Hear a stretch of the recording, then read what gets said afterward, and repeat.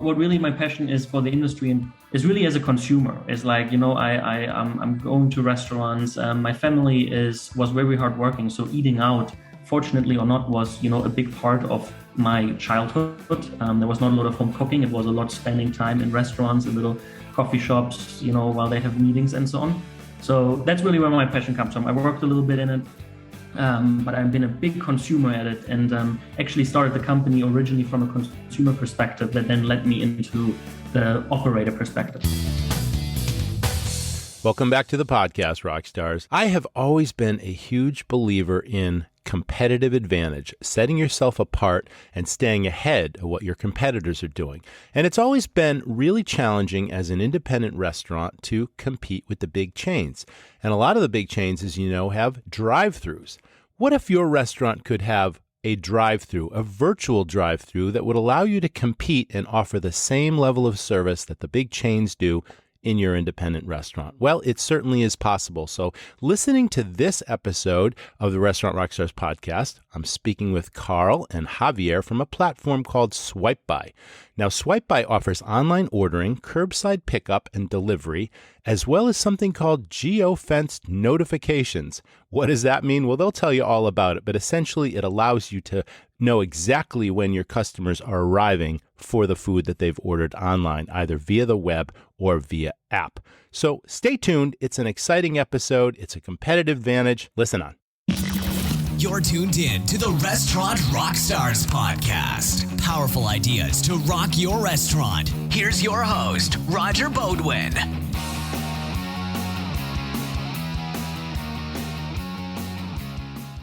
Restaurant owners and managers, I call this the business of 1,000 details, and you've got more important things to worry about than calculating and paying your monthly sales tax on time. Well, that's where Davo comes in. Davo puts sales tax on autopilot for restaurants. Davo uses sales tax data from your point of sale system to set aside the exact amount of sales tax you collect every single day and then files it and pays it when it's due, on time for your restaurant every month. Davo takes just 5 minutes to set up, and once it's up and running, you never have to worry about paying sales tax again. Davo costs $49.99 per POS connection per month, and your restaurant can try Davo for the first 30 days free. Davo was created by a successful restaurant chef and owner who knows what's important for your operation. Time is money, and you've got more important things to focus on, like pleasing your guests. You can't put a price on peace of mind. Why not try Davo for the first 30 days at davosalestax.com.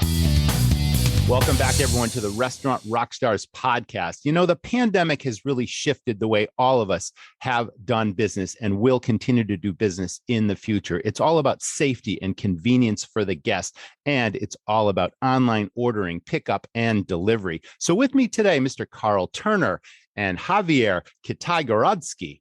And they're with SWIPEBY, and they've got an online platform that literally covers all of these details and provides safety and convenience for customers. So you're going to want to stay tuned to this episode. Welcome to the show, Carl and Javier. How are you? Good. Thank you, Roger. Thanks for having us.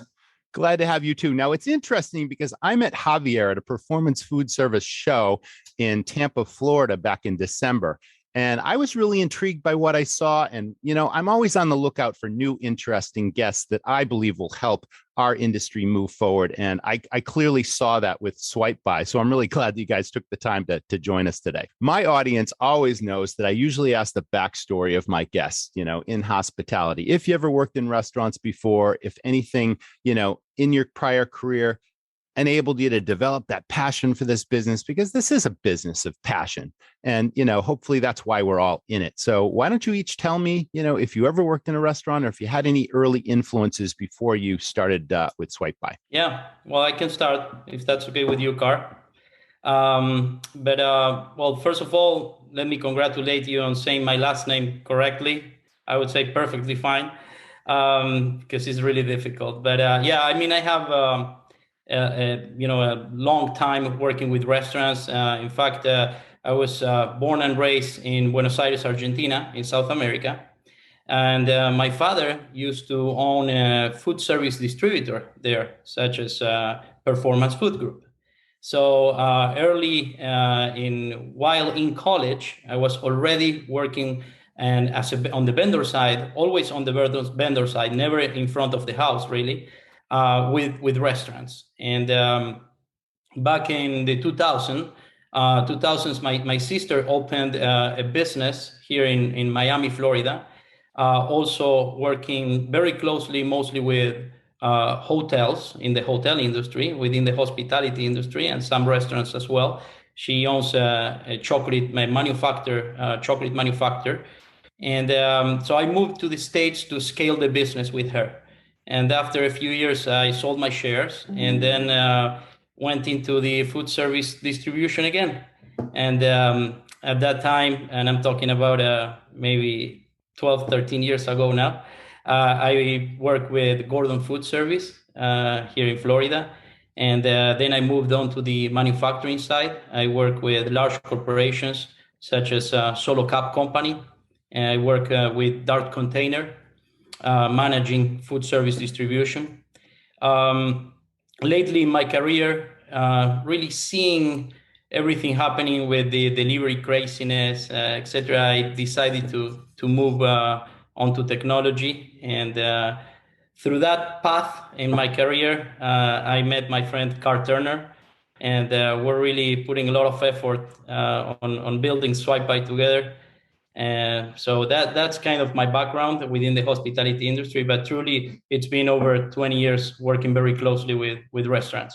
Well, you certainly belong here. I can clearly feel that passion, and you've got quite a history in the business. So thanks for sharing. How about you, Carl? Tell us about your backstory, and then I also want to know how you came to found this company and become a CEO. Yeah, well, I would say that if we go way, way back, actually one of my first presents I got either for Christmas or a birthday was a wooden stove. And I used to cook for my parents, fake stuff. When I was in a bathing tub, I made out of, and I think a lot of us kids do that, right? But I was making like out of foam, cappuccinos and so on. So I would say, in like at the age of literally 1 year, 2 years old, where I kind of had a passion, I guess, for food and for making food.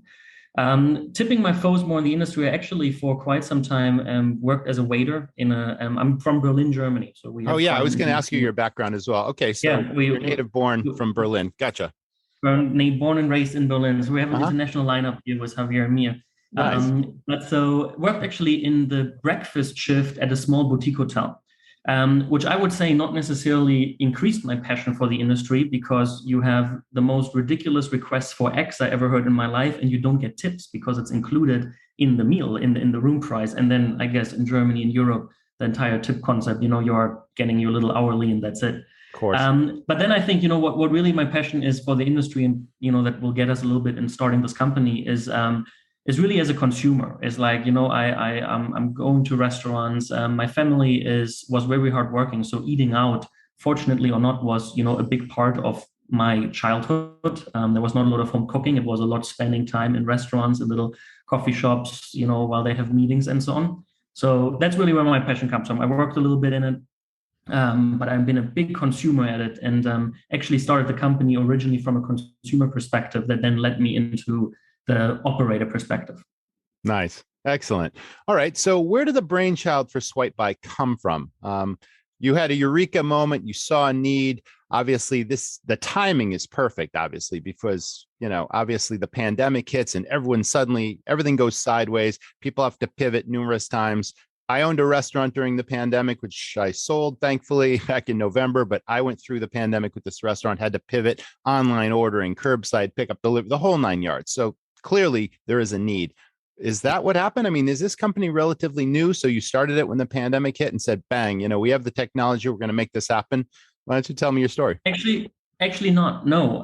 The company, actually, the first idea it was a lot of ideas. They pivot. And again, as I said, since I'm not, out of a restaurant family, I got to learn the industry, get to know the industry. And out of that, really start building that idea. Yeah. But it all actually started being abroad in Shanghai. So I studied actually in the US. I studied in North Carolina, and I spent a semester abroad in Shanghai. And what blew my mind was delivery in Shanghai as a consumer, like the capability that I could get anything delivered in no time for no cost. It was fast. It was cheaper. It was, a million people on little scooters, driving around. Oh yeah, right. And what caught my attention first was, well, how can I bring something like this to Europe or to the United States? And I studied at Wake Forest University in North Carolina. So closed college, closed ecosystem. And my first idea was, how cool would it be to do peer-to-peer delivery for, on campus?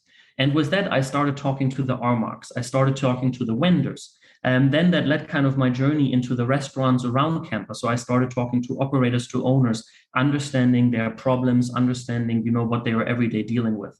And then, as I started looking at the industry, what I figured out that, delivery is very expensive here. It has its upsides, it has its downside. But what caught my attention, and that's actually pre-COVID, was click and collect at the big box retailers. So at Walmart and Target.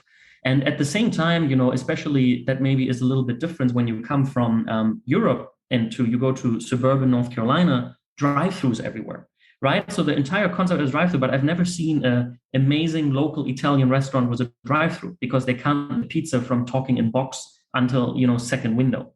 Exactly. And so what really caught my attention was when big box retailers and drive-thru companies, or Chick-fil-A, McDonald's, invested in curbside pickup and click and collect. And that was in 2017, 2018.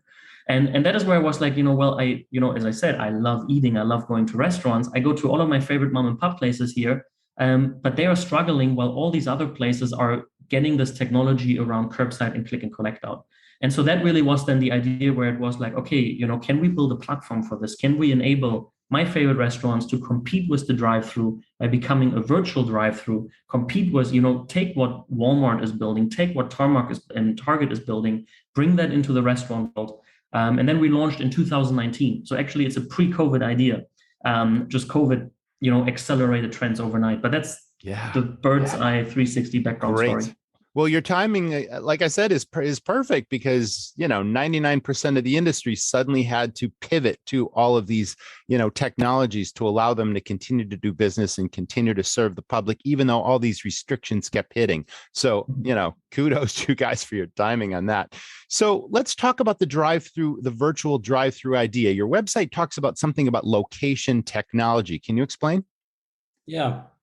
So, before we go into that, then maybe Carl would explain a little bit more about the geofence technology. But I'd like to say, regarding timing, the other thing I'd like to add that I see, honestly, it's, aside from everything happening in terms of the pandemic, etc., what I really see is what millennials and Gen Z are looking for in convenience when it comes to picking up food, curbsiding food. And it's all about, since, many years already, with the habit of using the phone, right?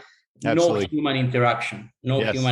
And that's why, these mom and pops, small chains that might not have the possibility of having a drive-through, like because of lack of resources or lack of technology, right? Or even infrastructure. Now with SWIPEBY, they could give that convenience to adapt to what really the guest is looking for today. And that's a lot based on our geofence technology, which goes into your comment. So maybe Carl could explain better about the geofence technology. Yeah, happy to. Excellent. And I think what it boils down to is, again, talking to the point before, is what is a drive-thru? It's about a customer arriving. What is click and collect and curbside? It's about a customer arriving, right? Mm-hmm. And what we have seen is that in the end, when you look at delivery and so on, it's not about a customer arriving anymore. It's about a delivery driver showing up. It's more about radius. It's about batching orders. And so what we are doing very different in the industry is we focus back again, well, where's the customer actually? Where's the customer driving from? Where's the customer driving to? When is the customer arriving? And so what is unique about SWIPEBY's platform is that we use geofencing. We use tracking operators, merchants, the restaurant's guest on arrival, right? And so by that, we're doing two things. What that means is if you have that location, you can do a couple of things with it. You can certainly let the staff know, right? Let the restaurant know who arrived, who is outside. And that makes life significantly easier for letting, someone is outside for pickup. Someone just walked in for pickup. You know who that person is. You don't have any phone calls anymore and so on, right? So knowing where the customer is creates a lot of value there. But it's, what we also take care of is really important as well, talking to the customer, right? If the customer know that the restaurant knows where they are, that takes a lot out of tension out of an experience, confusion out of the experience. Hey, Roger, you are here. Please come to the front of the house. One of our staff members will be out shortly, right? That type of communication. So yeah, as we say on our website, really what everything we do centers around where is actually the guest and what can we do with that guest location and how can we help now the operator to run a smoother, more guest-centric, a better engagement for their guests based on where are the guests actually. That's fantastic. Yeah, keep going. Yeah. No, I was going to say, the whole experience really, Roger, when for the guest using SWIPEBY or ordering from any of our restaurants, really it creates like a seamless transaction. It's a frictionless transactions. They really would arrive and the restaurant would know that they arrived to get the food, and then someone will come out, give them the food. So for those people that are on the go, the mom with the kids in the car that doesn't really have the time to call when they arrive, or to go inside the store, right? Or someone that is on a work phone call, right? And they don't really have to hang up that work phone call because the restaurant will have that food delivered to your car, and then you're just on the go and keep on with your day. But then on the other hand, what really creates for the operator, aside from providing this convenience to the guest, it's the fact that, when we talk about really online ordering and the curbside, how it's mostly set up today, the operator still puts a lot of time and effort on attending that guest that is actually coming to pick up the food or curbsiding. Why? Because once you place the order online and you parked in the place, now you have to call most of the times to the restaurant. So what is the main purpose of having an online ordering? To create a transaction where, the food is prepaid, where there's no phone interaction. So the front of the house does not spend a lot of time on taking care of that order. And at the end, when the customer is arriving, when the guest is arriving, if they have to call again, so you're already, as an operator, putting time again and time and effort again, and creating some congestion, because a lot of pickups also, the idea is to keep as much as you can the customers outside if it's truly a curbside order, and not to have them calling you twice for the same order. So that's what's in it for the operator as well, in my view. Yeah, especially now. I mean, efficiency is what you're talking about, and convenience for the guest at the same time. But now with the labor crisis and, restaurants being challenged with having enough staff, you obviously need to make this a streamlined, seamless part of your operation. So let's talk, if we can, let's put ourselves in the guest's shoes and go through the whole process of how I can order. I know there's multiple ways to order through your platform, and then let's treat it as if it was the operator processing the orders, delivering the orders, and all that kind of stuff. Let's give our audience a real sense of how the whole thing works, both from the guest perspective and the operator manager perspective. What about if I talk on the guest side and Carl talks on the operator side? Does that Perfect. work? Works for me. Okay, so Javier, little role playing here. We're going to do a little role playing. There we go. So Javier will place the order at Rockstars Restaurants, right? We're truly a 360 full solution when it comes to off-premise. So Javier will place the order at Rockstars Restaurant online on your website, or either on any other channel where our virtual menu will be on, meaning your Facebook, right? Yep. Or meaning even Googling the restaurant. Once the order is placed, Javier let me just interject, and we add some color. Javier has also 3 little kids in the back of the car right now, because Javier is on the go, picked the kids up from soccer, and needs to go home. I think, that adds some color. Yes, it does. And then that's a real life scenario that happens all the time. And you got to keep the kids happy. It's like kids are hungry. They just played soccer. Now I want to eat. I want to eat now. It's like, how fast can we get the food, and how can we get the food hot, and all that kind of stuff. It's very important. So thanks for bringing that to life for us. That's right. It's literally a real scenario. I have two, but it's exactly what happens in weekly basis. So, so I would place the order on my phone quickly on your website, right? And I have 3 options. Either I can pick up in store, right? Meaning that I will get to the place and go inside the store. Number 2, I will do the virtual drive-thru, which is a seamless curbside option that I will explain how it works.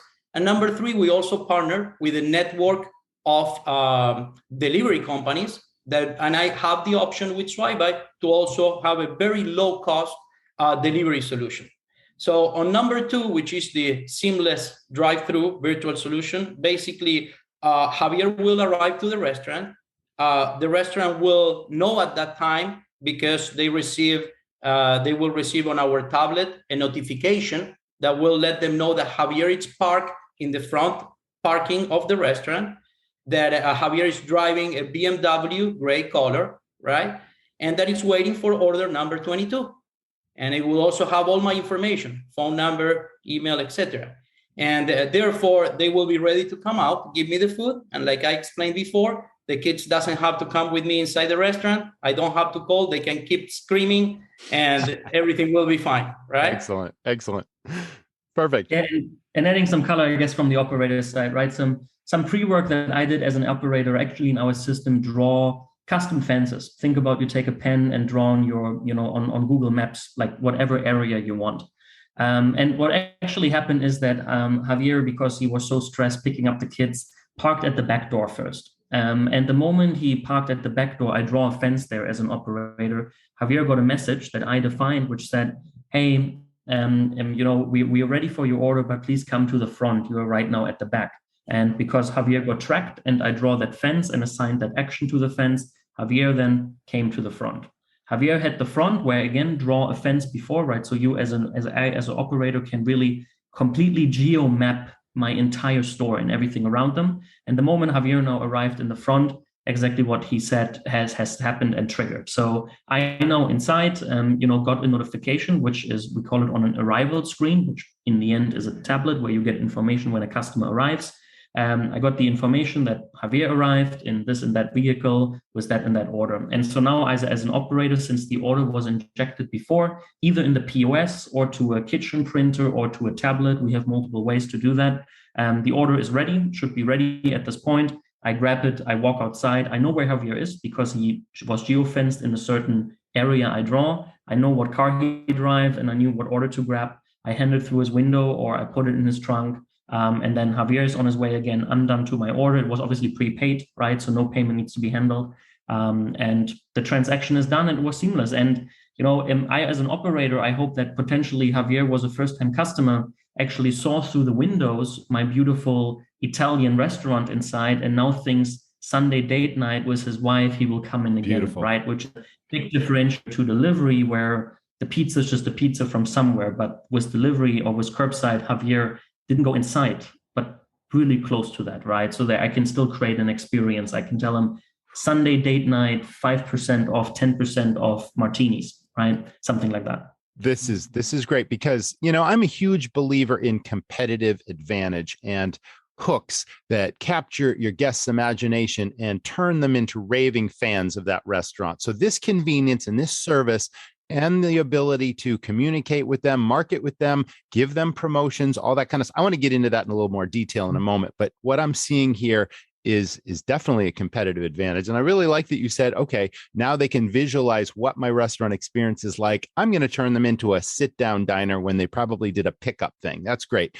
Let's talk about the third-party delivery, because that's been hugely controversial in this business based on some of those leading companies and the fees that they charged initially. And that was a needed to have type service, but it had to change because of the profit margins that are already slim in this business. I don't need to tell you that. I don't need to tell the audience that. But now you have a third-party service. You're already hooked up with companies. And now you're telling me that the fees are really low cost, right? Can we talk a little bit about that? And then secondly, another controversy has been those larger companies have owned the data and not shared that marketing database with the restaurants that they do business with. So that's a huge lost opportunity because you want an opportunity to market to your customers, whether they're first-time visitors, they're regulars or loyal customers. You want to keep communicating with these people because that's what drives this business. So let's talk about the delivery piece. Let's talk about the data capture piece. I know Javier mentioned, on online ordering, we already have their email, text perhaps. Let's take me there. Yeah. I can go ahead and talk about delivery. No, you go ahead. You talk about data. I think delivery, yes, it is controversial, right? And I mean, in the end, if we think about the fees that are getting charged by most third-party delivery, it's two components. It's a delivery fee, right? A percentage, and then there is a marketplace fee. So, and when you then add them up, you are ending up for a lot of operators somewhere between 25 and 35%, right? Correct. And we have seen more than that or a little less than that. Yikes. And so I think where the key differentiation is, and what we are doing, and what in the end the delivery services are actually helping us to do too, right? Because we partner in the end. There's no SWIPEBY driver force. Is what is really happening though if the order comes to the channel of the restaurant? If I Google best pizza around me, right? And Roger's Italian pizza comes up. And now I click on order online, but it's a DoorDash link or it's an Uber Eats link or any third-party link. Is that really not worse the marketplace finder's fee? We would argue not really. If I go through my own website, right? If a customer Googles Roger's Italian restaurant, clicks on the website and now clicks order, should any third party get a marketplace finder's fee for that? Probably not. Like, for what reason? They didn't find that customer, right? And if I'm a frequent customer, if I'm someone who orders every Tuesday at the certain place, again, should the delivery service, the third-party service, get a marketplace finder that? We would argue no. And so, and there's different sides to the story, right? This is our side. And so what we have done is we have actually partnered with basically most of these third-party delivery companies and are priding, again, if the customer comes to the channels of the restaurant, that means SWIPEBY, our channel, or if it comes through, again, Google, Facebook, their website, anywhere where they are using our digital ordering menu, right? Yes.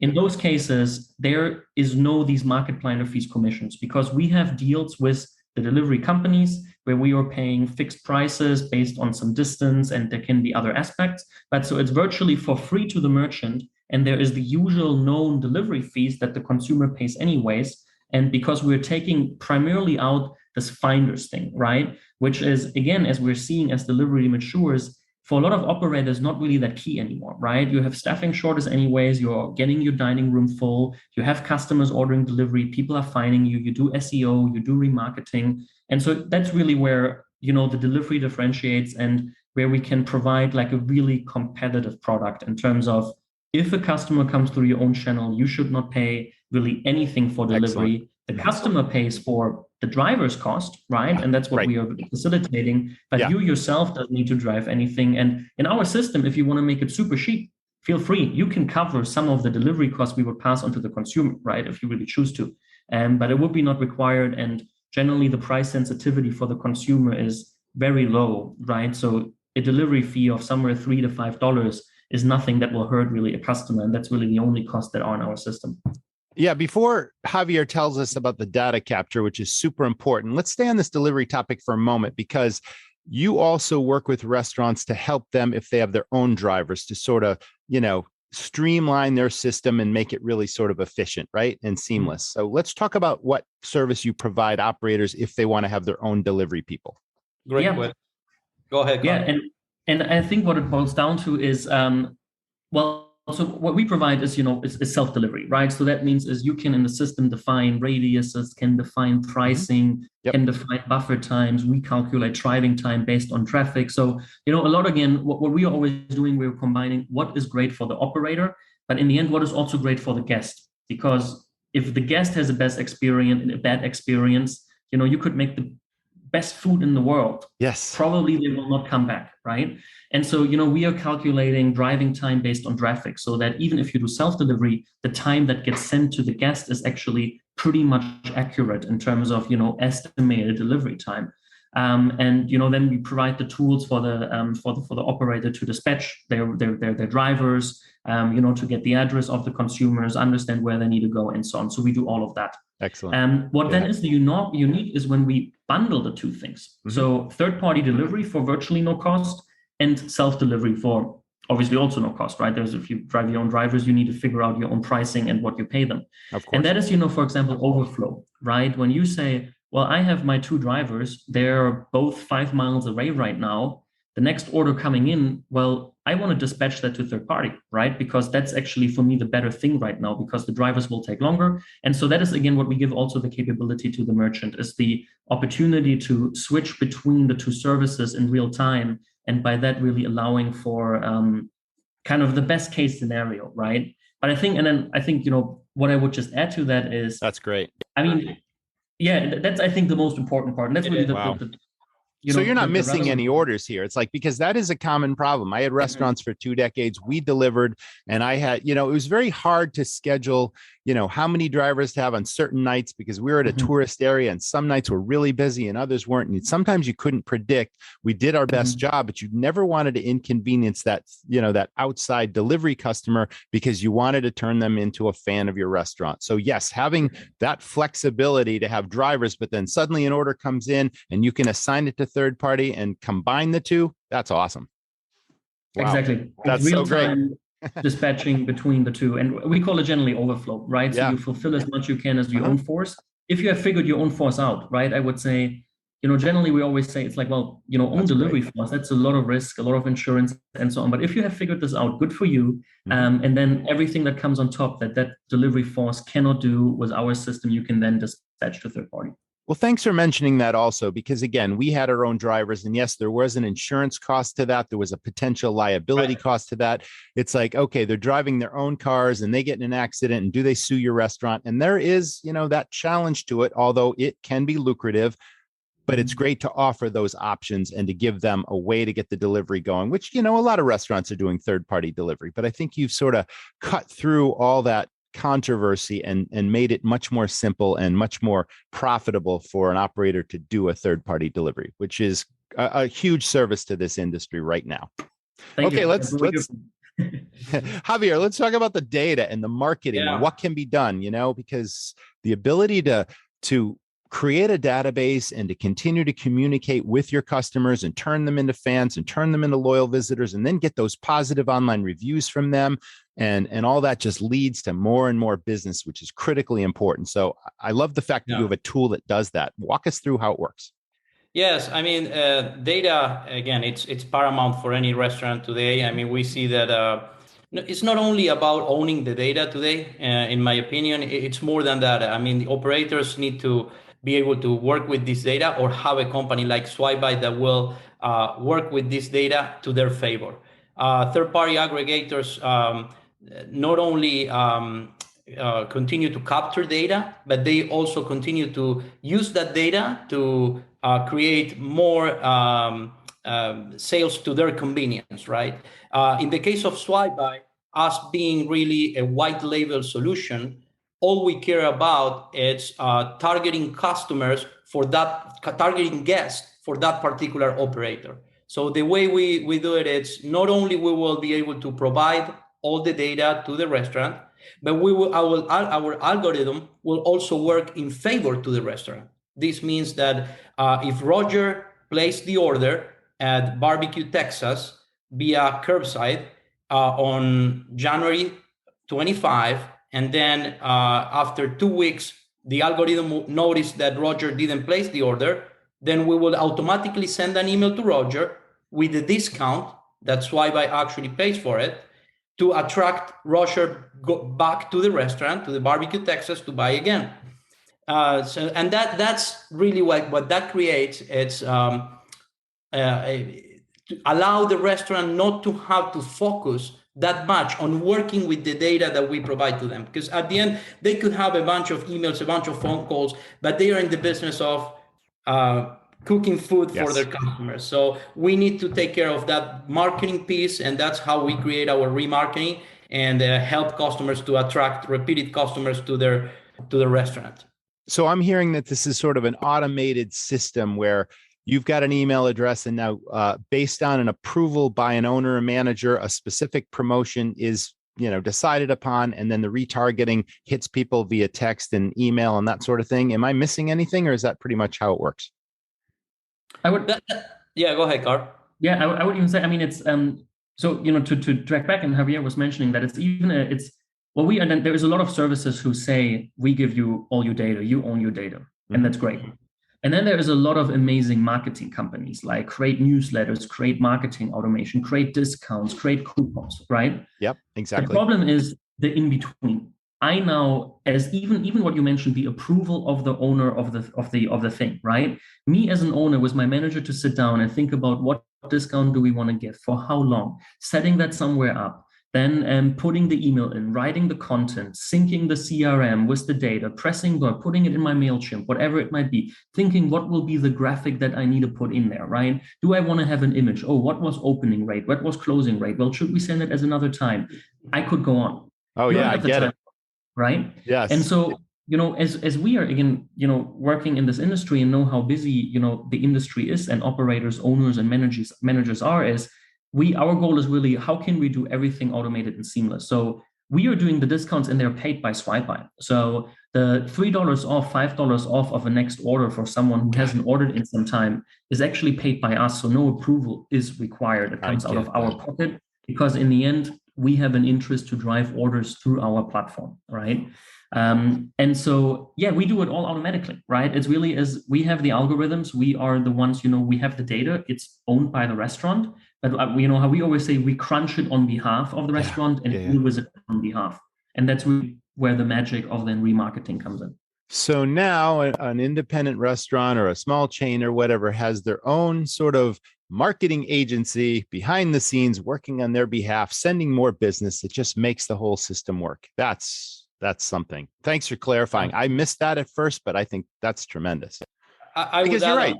Operators really are in the business of serving and pleasing the guest and putting out amazing food and being the air traffic controller of the 1,000 details of running the restaurants. And they're not marketing experts, but yet marketing is critically important to their business. So wouldn't it be awesome to have this done for you, and to have not only have marketing done, but have effective marketing done that really has a return on your investment, not theirs. I think that's awesome. Yep. Wow. That's amazing. Cool. All right. Do you guys want to talk about onboarding? What's the onboarding time? What's the setup? What's the process? Is there any hardware, software involved? It's like, I'm Roger's Italian Restaurant, and I'm really intrigued by what I heard today. I want to get in business now. How long is it going to take me? Yeah. I mean, I'll talk a little bit about the setup and the sign up, I would say, and then Carl maybe touch base on the onboarding. But truly the sign up, it's... Again, I like to use that word seamless, because we make it happen very fast. Having the possibility of, basically completing a form, a sign-up form that we send to the customer, and that could take about 5 to 10 minutes of your time. And then from there, within 48 hours, the menu will be up and running, literally available to add on your website, on your Facebook, which is part of our onboarding session usually. Mm-hmm. Yes. But truly from there, the customer will have the chance to access our dashboard, and within our dashboard, they could add any modifiers or any new items or anything like that from that moment on. But we really take care of the first initial upload of the menu, and we make sure that menu is uploaded into different and multiple channels. Fantastic. Yep. Seamless and efficient. And well, again, I mean, operators, their time is limited and their bandwidth is limited, and they're kind of crazed with everything going on right now. So, wow, getting them up and running simply is important. The other thing, Roger, in my opinion, is sometimes, when you go into really having a restaurant going through a digital transformation, either for the first time or you need to change whatever system or technology stack you're using right now. What happens with SWIPEBY is we don't really have any setup fees or any. The only thing that you would need to sign up with SWIPEBY is just an Android tablet, literally. With an Android tablet, you're going to be able to receive the orders, and you're going to be able to know where your customer is for curbside, as we discussed. And it's pretty much everything you need. Now, from there, yes, we do offer a bunch of other things, such as a Bluetooth printer, right? If you like to, have the tickets printed, but it's truly what you need. So we have no contracts or anything like that neither. So it's pretty easy, our sign-up process, I should say. And not a lot of tech support needed either, if it's that simple, right? No, not really. I mean, you need to know how to connect a tablet to the internet, which I think today, but really our app, it's super simple. It truly has 4 tabs, very easy to use. So, and obviously we do have customer support and technology team to help any customer with that too. So if it's needed. Fantastic. Let's talk about pricing. There are different features and benefits. What's included, and what are some of the other ancillary features maybe? Yeah. Well, so we run on a philosophy.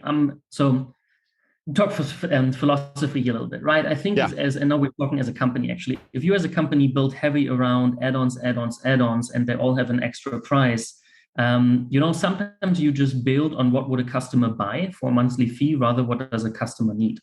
And so actually all our features are included under one super small transaction pricing, which is actually 1.8% plus 15 cents per transaction. And that is where you get all features. And so what that does is that we have only one interest.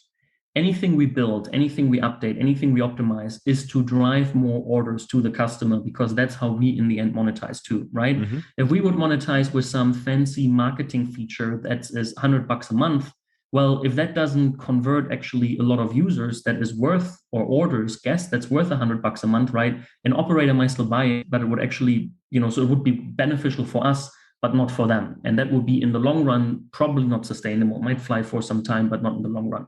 So, but yeah, that's where we are.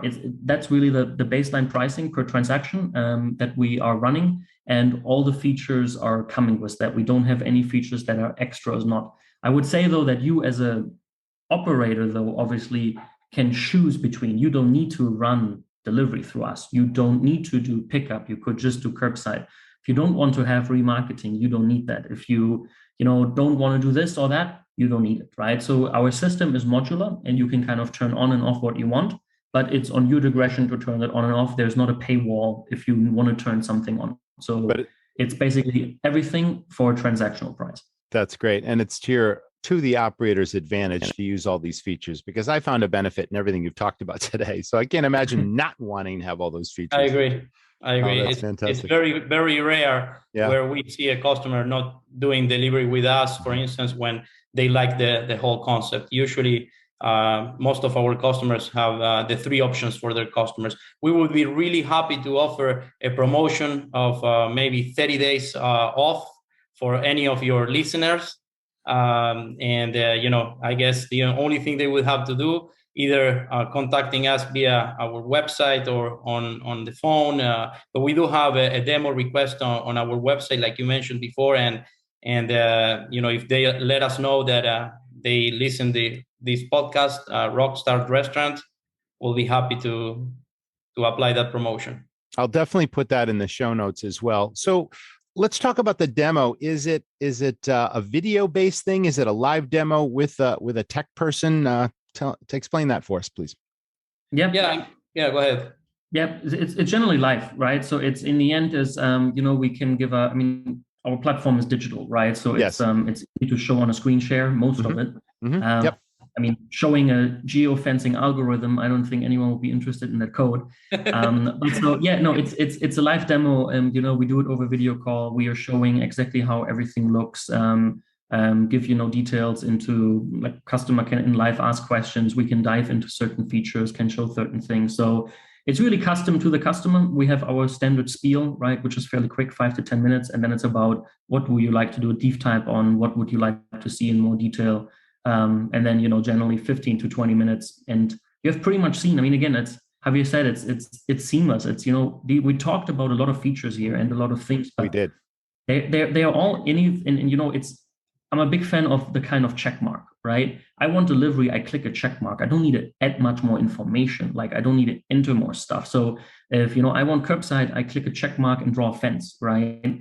If I want remarketing, I click a check mark, and then everything else just happens. And so that is what you will see in the demo. You will see, it's in the end, turn some check marks on and it's there. And obviously you can modify, especially when it comes to menu and so on, menu management.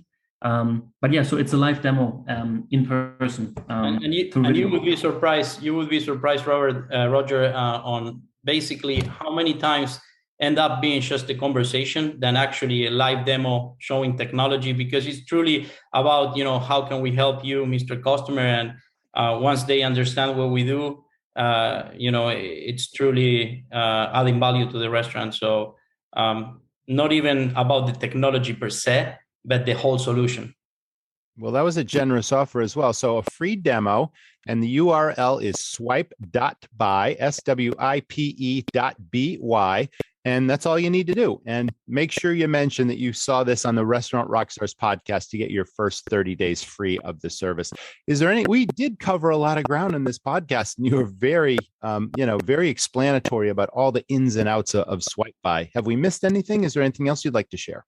I think from my side, I think, taking it all the way back to where we started, right? I think is, what we are always excited, and I think what is interesting, for an operator, and if that is with our platform or any platform, but in general is, is thinking about where is the guest? What does my guest do? What is my guest journey? So they drive by, then they turn right into the parking lot, then they need to find a parking spot, right? Mm-hmm. Signage, right. They come into, so what I would just always say, what in this industry sometimes is a little bit overlooked in the craziness of delivery and the craziness of day-to-day getting food out of the door, like literally getting food out of the kitchen window, is thinking about what's actually the guest journey, right? Where are they walking? Where are they driving? How are they behaving? What should they see first? What should they see second? And so, what really our mission is SWIPEBY and what we are working on, and there's more features to come, right? We're consistently innovating, is always about, again, how can we take guest location and can turn that into experience? And I think, if someone chooses to work with us or do their own thing or find things, is always, how can we turn that information into an actionable insight, into an automated action, communication with the guest, with the operator, to create a better experience and make our favorite restaurants, more competitive, more sustainable, more efficient, more in the, digital 21st, 22nd century, whatever we have coming up now, and be able to compete. That's fantastic. Well, I can't thank you enough, Javier and Carl, for being guests on the Restaurant Rockstars podcast. Thanks so much to our audience for tuning in. Please stay well, everyone. Our goal here at the podcast, again, is to help you rediscover the passion in this business. The pandemic has been challenging. The labor crisis is challenging, but business is booming. Brighter days are on the horizon, and companies such as SWIPEBY are offering real opportunities for you to move your business and take it to the next level. So thanks for tuning in. We'll see you all in the next episode. Thank you, Carl, and thank you, Javier, for being great guests on the podcast. And thanks also to our sponsor of this week's episode, Davo, the automated sales tax platform.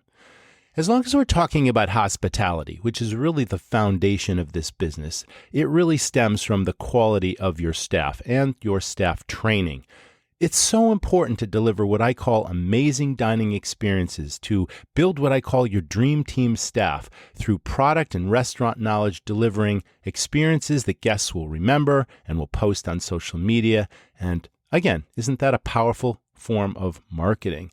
There's a turnkey package. It's called Sales Stars. It really built my business over 20 plus years, doubled and tripled check averages over the years, but more importantly, really built powerful loyalty with my customer base, my guests. It's all available at restaurantrockstars.com. It's called Sales Stars, so check it out. Please don't forget to leave me a question. In the show notes to this episode, about halfway down the page, you will see a button and it says, Ask Us Anything. You can literally press that button and record a message to me. Any challenges you're having in your business, pain points, you just want to talk shop, ask anything, leave me a question. I'll answer it right back, and chances are you may hear it in an upcoming episode of the podcast. Thanks so much for listening. We'll see you next time. People go to restaurants for lots of reasons. What the customer doesn't know is the thousands of details it takes to run a great restaurant. This is a high-risk, high-fail business. It's a treacherous road, and smart operators need a professional guide. I'm Roger. I've started many highly successful, high-profit restaurants. I'm passionate about helping other owners and managers not just succeed, but knock it out of the park. You don't just want to run a restaurant. You want to dominate your competition and create a lasting legacy. Join the Academy, and I'll show you how it's done. Thanks for listening to the Restaurant Rockstars Podcast. For lots of great resources, head over to restaurantrockstars.com. See you next time.